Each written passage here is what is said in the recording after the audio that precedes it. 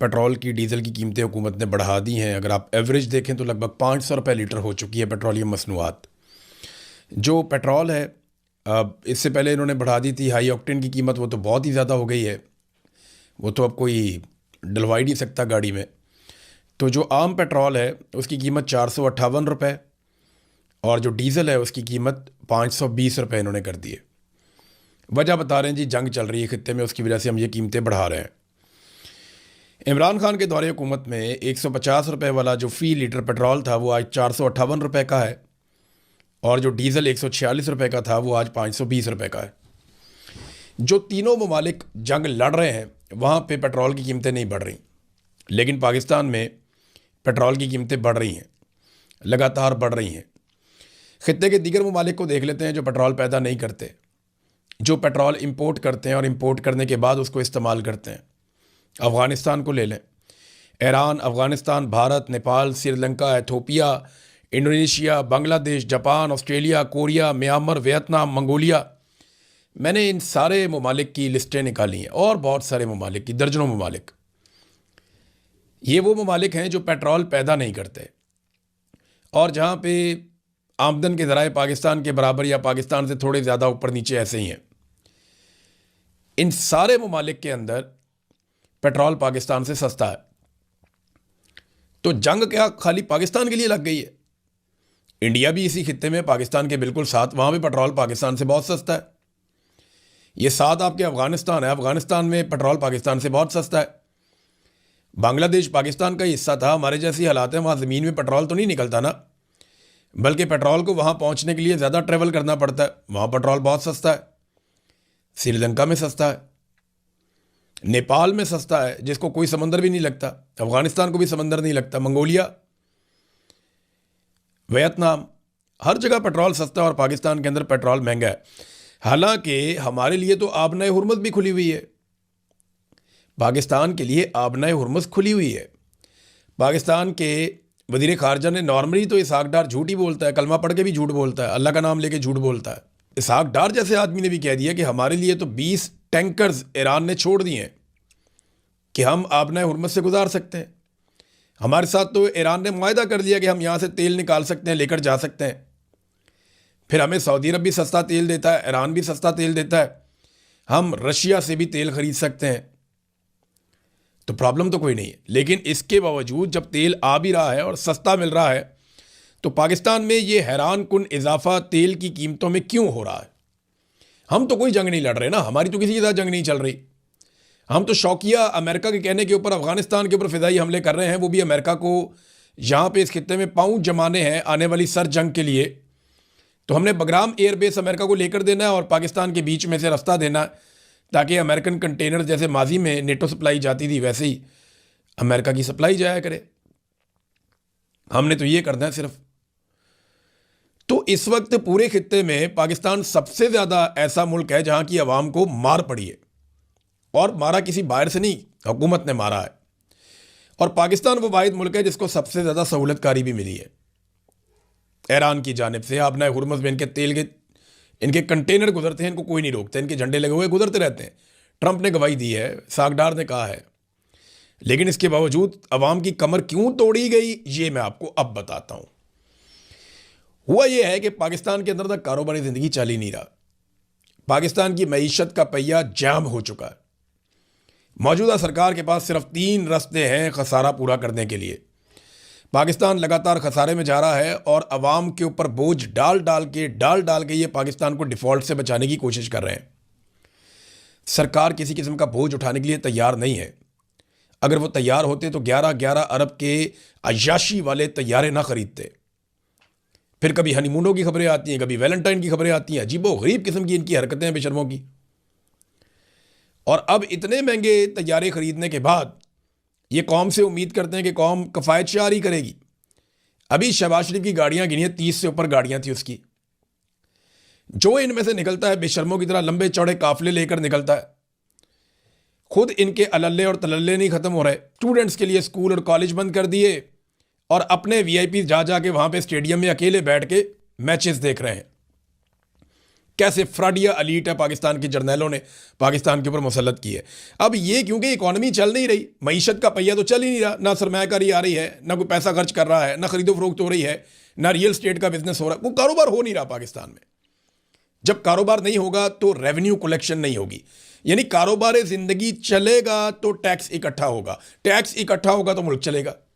अब अगर कारोबार जिंदगी बंद हो गया हुकूमत की घटिया कारकर्दगी की वजह से और आवाम के अदम एतमाद की वजह से, तो 3 तरीके बचते हैं फिर। नंबर 1, कर्जे लो, इतने कर्जे लो, इतने कर्जे लो कि कौम की कमर तोड़ दो, और ये इन्होंने करके दिखाया। पाकिस्तान बनने से लेके अब तक 75 सालों में पाकिस्तान ने जितने कर्जे लिए उतने कर्जे इन्होंने 4 साल में ले लिए पिछले, इतने कर्जे लिए इन्होंने। सारी हुकूमतों ने मिलकर, सारे जर्नैलों ने इतने कर्जे नहीं लिए जितने आसिम मुनीर ने और शहबाज शरीफ ने मिलकर ले लिए। ये पाकिस्तान की इन्होंने कमर तोड़ दी, दोनों ने चले जाना है। शहबाज शरीफ का नाम तारीख के अंदर जिंदा नहीं रहेगा, अर्दलियों को कोई नहीं याद रखता, और आसिम मुनीर को एक डिक्टेटर की तरह लोग याद रखेंगे सिर्फ इसलिए कि एक आदमी आया था काम डाल के चला गया, जैसे याया खान, परवेज मुशर्रफ, अयूब खान, ऐसे ही याद रखेंगे लोग। तो अब नादरीन हुआ यह है कि जो खसारा हो रहा है पाकिस्तान को, उसका पूरा करने के लिए 3 चीजें। नंबर एक कि ये सबसे पहले कर्जा लेते हैं, और मैंने आपको बताया जैसे ये ले रहे हैं।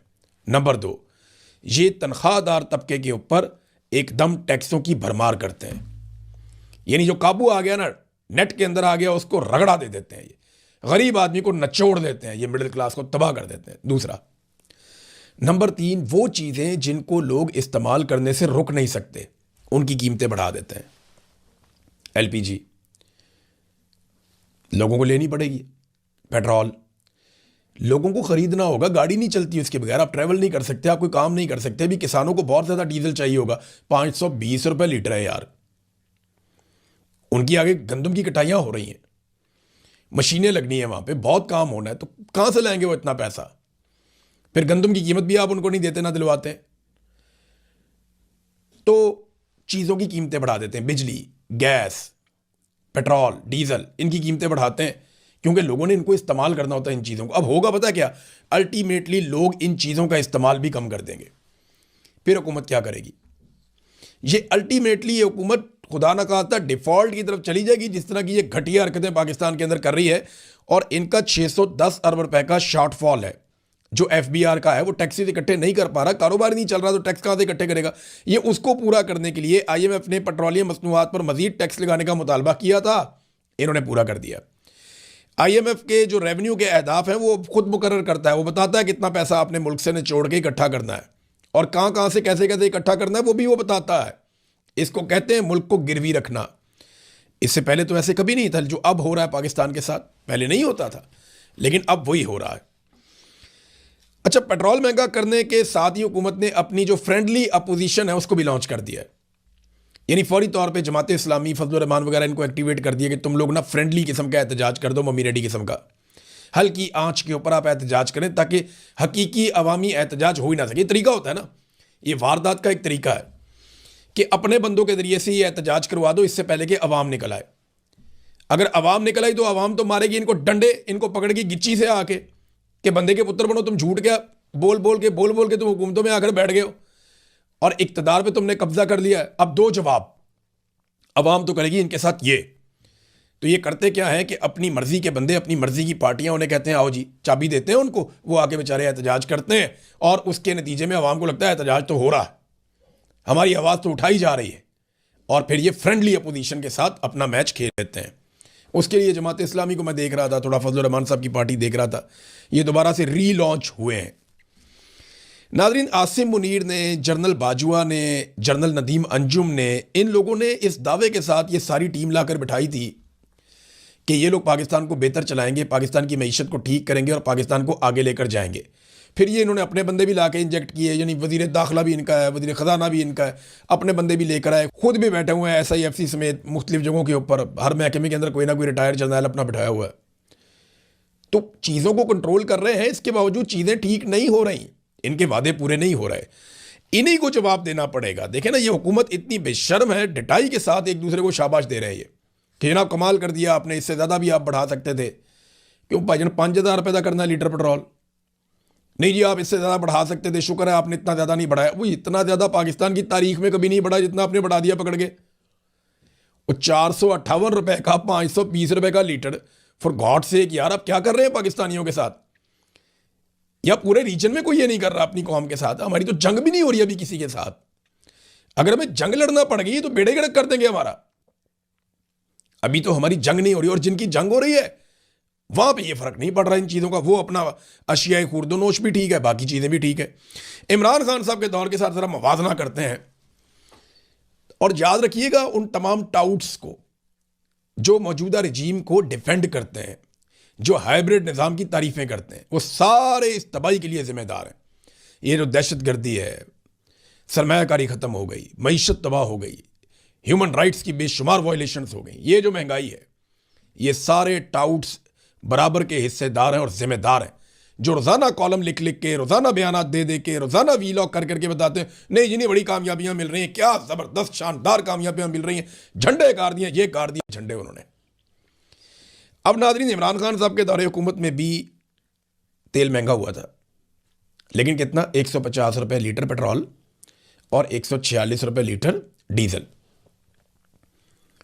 और इंटरेस्टिंग बात आपको बताऊं, इमरान खान साहब के दौर में आलमी मंडी में तेल बहुत महंगा हो गया था।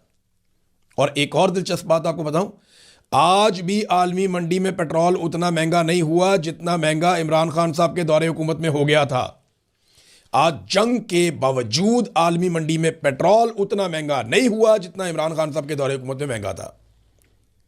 वहां तक अभी भी नहीं पहुंचा।